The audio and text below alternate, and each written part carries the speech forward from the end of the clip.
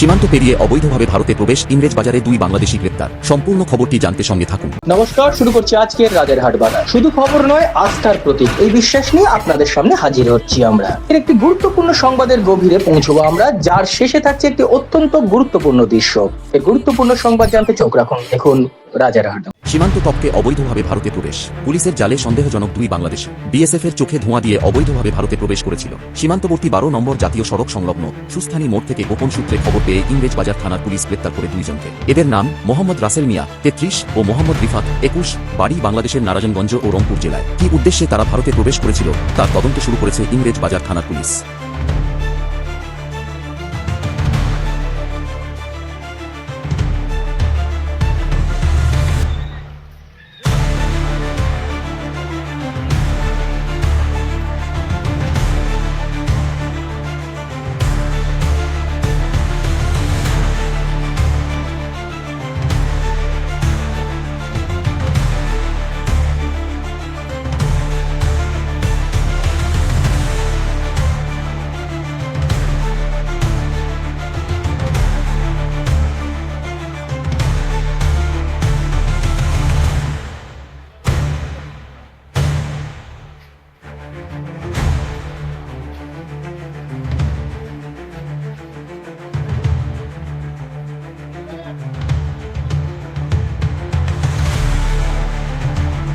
বলছি, তোমরা কতদিন ধরে ছিল এখানে?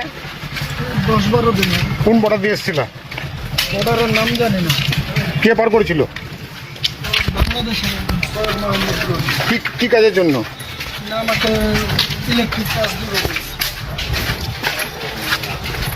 এখানে তোমার কোনো আত্মীয় স্বজন আছে? না, এখানে কোনো আত্মীয় স্বজন নাই বলে সারান। মালদা থেকে দেবাশিস পালের রিপোর্ট, রাজারহাট বার্তা। খবরটি সবার কাছে পৌঁছে দিতে পোস্টটি শেয়ার করুন এবং নিয়মিত খবর ও আপডেটের জন্য ফলো করুন রাজারহাট বার্তা।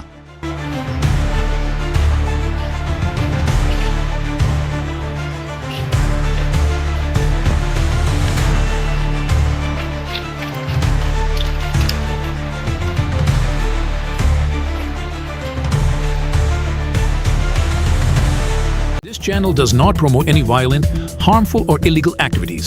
All content provided by this channel is meant for an educational purpose only. All words spoken in this video are the responsibility of the speaker. The channel has no affiliation with this.